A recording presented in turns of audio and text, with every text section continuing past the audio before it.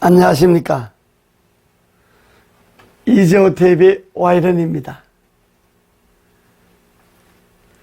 정권은 쟁취하는 것입니다. 싸워서 얻는 것입니다. 그냥 오는 것이 아닙니다. 말로 얻어지는 것도 아닙니다. 그런데 지금 정권 교체를 두고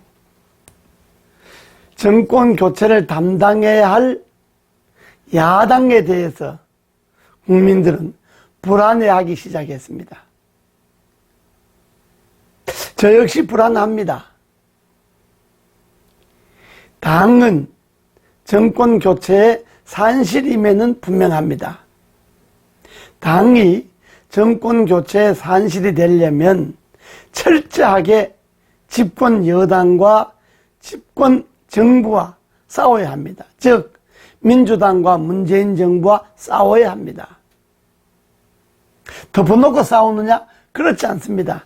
지금 민주당과 문재인 정부가 나라를 엉망으로 끌고 있는 것이 4년도 안에 수없이 많습니다만은 요즘 당장 일어나는 것만 보십시오.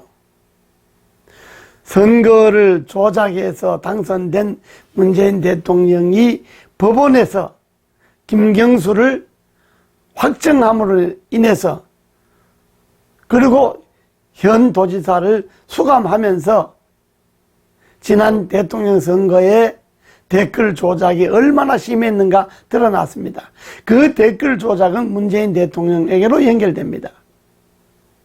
그러니까 김경수와 문재인은 공범일 수가 있습니다.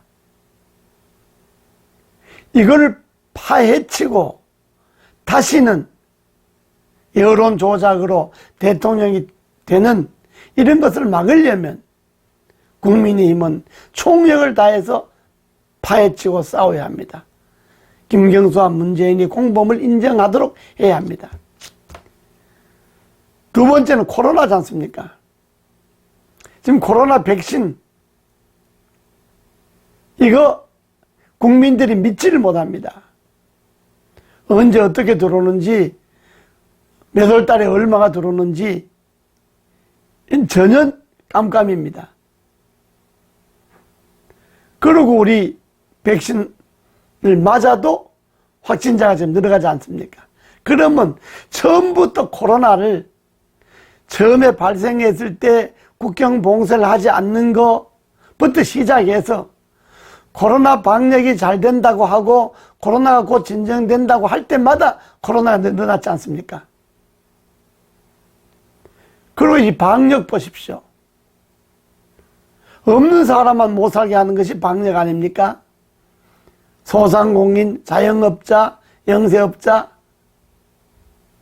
먹고 살 수를 없도록 만드는 것이 코로나 방역입니다. 그럼 이 코로나의 방역, 코로나 유입 과정, 코로나 정책이 총체적으로 부실, 이 책임은 민주당과 문재인 정부에 물어야 되는 것 아닙니까? 결과적으로 코로나를 확산시키는 주범이 민주당과 문재인 정부라고 몰아붙일 수가 있습니다. 결과적으로 그렇지 않습니까? 또 있습니다. 충북 동제라는 간첩단 사건, 그 간첩단의 4명이 문재인 대통령 대선 특보였다는 것 아닙니까? 이건 문재인 정권의 성격을 의미합니다. 이것도 철저하게 파헤치고 오히려 문재인 대통령과 연관이 있다면 문재인 대통령도 조사를 받게 해야 합니다. 그것뿐입니까? 집값 폭등, 부동산 시장 교란 있지 않습니까? 부동산 값, 집값 올라가게 하고 올라가는 것만큼 세금 무지막지하게 걷어들이고 그 걷어들인 세금으로 흥청망청 돈 뿌리고 이 부동산 시장 교란의 주범은 결국 문재인 대통령이라고 볼 수밖에 없지 않습니까? 이거 그냥 넘어가면 되겠습니까?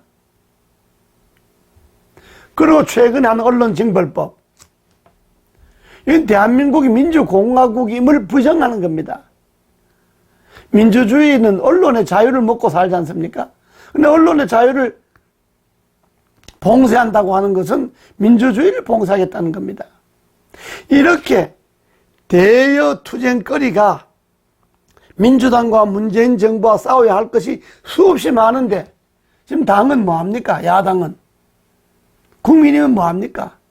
당은 치열하게 민주당과 문재인 정부와 싸워주고 후보들은 잃기 때문에 정권을 연장하면 안 됩니다. 정권을 교체해야 됩니다. 그 당이 싸운 그 성과를 갖고 국민들에게 나라의 미래를 제시해야 됩니다. 당은 싸우고 후보는 미래를 제시하고 이렇게 해서 정권이 얻어지는 겁니다. 근데 지금 뭐합니까? 당과 후보가 한덤불이 되어서 당이 후보를 갖고 놀려고 하면 되겠습니까? 당은 싸워주고 후보들은 당이 싸우는 것만큼 국민들 속에 파고들고 이렇게 해서 정권을 쟁취하는 건데 지금은 국민의힘이 하는 걸로 보면 불안합니다. 거듭 말씀드립니다만 정권은 그저 오는 것이 아닙니다. 말로 얻어지는 것이 아닙니다. 그리고 당은 특정인이 당대표의 놀이터가 아닙니다. 당은 치열하게 민주당과 문재인 정부와 싸워서 정권을 쟁취해 올 수 있는 터전입니다. 당은 대표의 놀이터가 아닙니다. 정권 쟁취는 이 시대에 거룩한 사명일 수가 있습니다. 야당은 명심하십시오. 감사합니다.